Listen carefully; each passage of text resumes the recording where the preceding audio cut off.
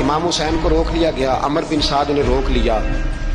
یکم محرم کو امام آئے، 7 محرم تا روکا گیا، 7 محرم کو پانی بند کر دیا۔ جانور پانی پیتے تھے، گھوڑے پیتے تھے، کتے پیتے تھے، لیکن مصطفیٰ کے گھرانے کو پانی پینے کی اجازت 3 دن تک پانی بند رہا۔ 9 محرم کو عمر بن سعد نے اور لوگ بلائے۔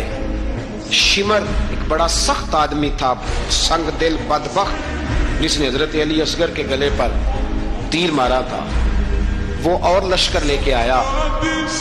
رات کو کہنے لگا امام حسین رضی اللہ تعالیٰ عنہ سے کہ بس بڑا ہو گیا، یہ 9-10 محرم کی درمیانی رات، یہاں آپ جنگ کریں گے یا آپ بیعت کریں گے، 2 ہی باتیں۔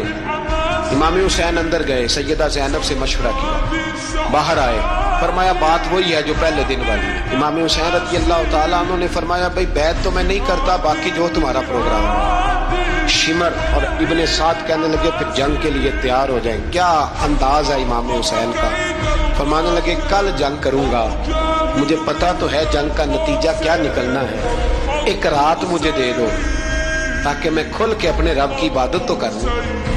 حسین نے جانا ہے، مجھے پتا ہے کل رزلٹ 72 اور 22,000 کا کیا، ایک رات مجھے دو، میں مالک سے راز نیاز تو کروں، میں گویا اس سے پوچھوں تو صحیح کہ مالک میرے والد بھی شہید ہیں، بھائی بھی شہید ہیں، نانا کو بھی دکھوں میں دیکھا ہے، تو اب میری باری ہے تو مالک میں حاضر ہوں، مجھے موقع تو دو، اس لیے کہ میرے نانا نے بدر میں بھی ساری رات عبادت کی تھی، صبح مجھے موقع دو۔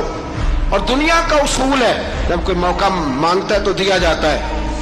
یہ دونوں کہنے لگے کوئی موقع نہیں۔ حر بن یزید پیچھے سے بولا، کہنے لگا نہیں بدتمیزی نہ کرو، حسین کو موقع دو، تمہیں دینا پڑے گا۔ موقع دیا۔ حر بن یزید نے پھر منت کی، کہا حضور آپ مہربانی کرے مان جائیں۔ فرمایا ماننے والا کھاتا کوئی نہیں، یہ بڑا مشکل کام ہے بھائی، ضمیر کا سودا اب تو عام ہو گیا، بازار لگتے ہیں، ریٹ لگتے ہیں، اپنی اپنی چاہتوں پہ لوگوں نے اپنے اپنے انداز سجائے ہوئے۔ کوئی آدمی بس اچھے طریقے سے نام لے لے تو بس ہم اس کے پیچھے چل جاتے ہیں، اب تو عام ہو گیا یہ معاملہ۔ امام حسین نے فرمایا ہو ہی نہیں سکتا، ممکن ہی نہیں ہے۔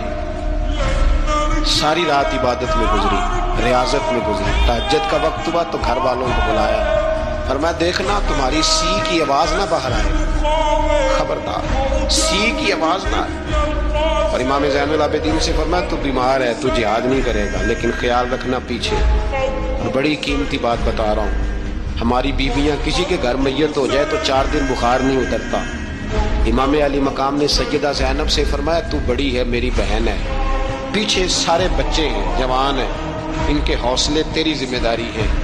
صبح جنگ کا طبل بجنے لگا، فجر کی نماز پڑھی، سورج چڑھا، 10 محرم کا دن، جمعے کا وقت، جناب سیدنا امام حسین رضی اللہ تعالیٰ عنہ نے ریت پر سجدے کیے، لمبے سجدے، لمبی نماز، سورۃ الشمس کی آیات دوسری رکعت میں پڑھی تو سارا کربلا گونجنے لگا۔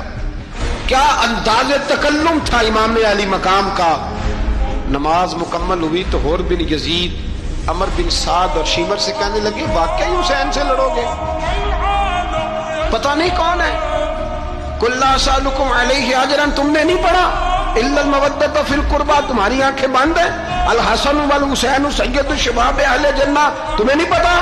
کہنے لگا چپ کر، حکومت نظر آ رہی ہے۔ اور بن یزید کہنے لگے پھر میرا بھی فیصلہ سنو، مجھے حکومت نہیں چاہیے، مجھے جنت چاہیے۔